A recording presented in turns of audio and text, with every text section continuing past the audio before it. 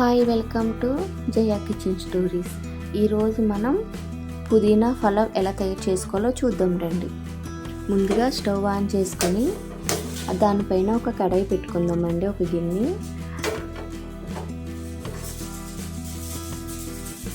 గిన్నె హీట్ అయిన తర్వాత అందులో కొద్దిగా ఆయిల్ వేసుకుందాము. ఆయిల్ బాగా హీట్ అయిన తర్వాత అందులో మసాలా దినుసులు మొత్తం వేసుకుందాం. అవి బాగా ఫ్రై అయిన తర్వాత అందులో మనం కొద్దిగా చికెన్ వేసుకుందాము. చికెన్ కూడా కొంచెం ఫ్రై అయిన తర్వాత ఆయిల్లో అల్లం వెల్లుల్లి పేస్ట్ కూడా కొద్దిగా ఒక టీ స్పూన్ వేసుకుందామండి. అందులోకి మనము పుదీనా పేస్ట్ అన్నది ప్రిపేర్ చేసుకుందాం. ముందుగా ఒక మిక్సీ జార్ తీసుకొని అందులో పచ్చిమిర్చి అలాగే కొత్తిమీర పుదీనా వేసుకొని మెత్తగా గ్రైండ్ చేసుకుందామండి.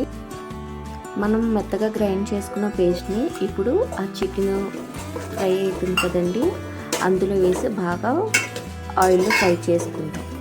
ఇలా ఫ్రై అవుతున్నప్పుడే కొద్దిగా సాల్ట్ కూడా యాడ్ చేసుకుందాము. యాడ్ చేసుకుని బాగా కలపెట్టుకొని ఒక 1 మినిట్ మూత పెట్టుకొని ఉడికించుకుందామండి.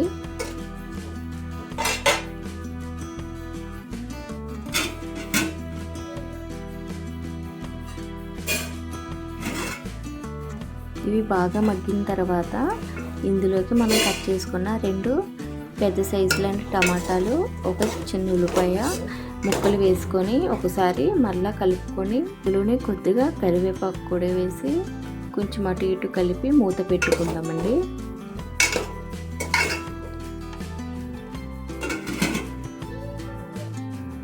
మీ దగ్గర కాజు ఉంటే కాజు యాడ్ చేసుకోండి, లేదంటే స్కిప్ చేసుకోండి. ఇది మొత్తం బాగా ఉడికిన తర్వాత ఇందులోకి మనం 1/2 అవర్ ముందు నానబెట్టుకున్న బాస్మతి రైస్ వేసుకొని ఒక 2 మినిట్స్ మూత పెట్టుకొని ఉంచుకుందామండి.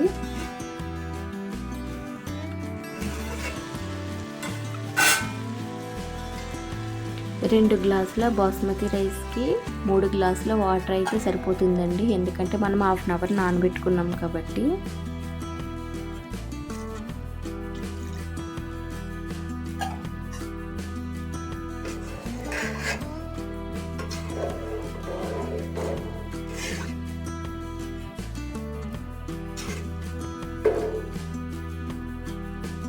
ఇందులో మీకు సాల్ట్ అన్నది తక్కువ అయితే కొద్దిగా సాల్ట్ కూడా యాడ్ చేసుకోండి. నేనైతే యాడ్ చేసుకున్నాను.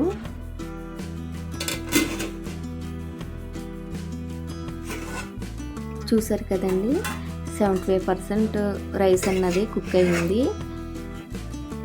ఒకసారి గరిటెతోటి అటు ఇటు తిప్పి మళ్ళీ మూత పెట్టి ఒక 3 మినిట్స్ వరకు ఉడికించుకోండి.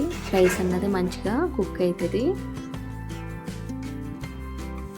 చూడండి, ఫైనల్గా మనకి పుదీనా పలావ్ అన్నది రెడీ అయిపోయింది. ఇది చాలా తక్కువ స్పైసీగా ఉంటుంది, అలాగే మంచి టేస్ట్గా కూడా ఉంటుందండి. ఇలాగ ఒకసారి చేసి పెట్టండి, మీ పిల్లలకి చాలా ఇష్టంగా తింటారు.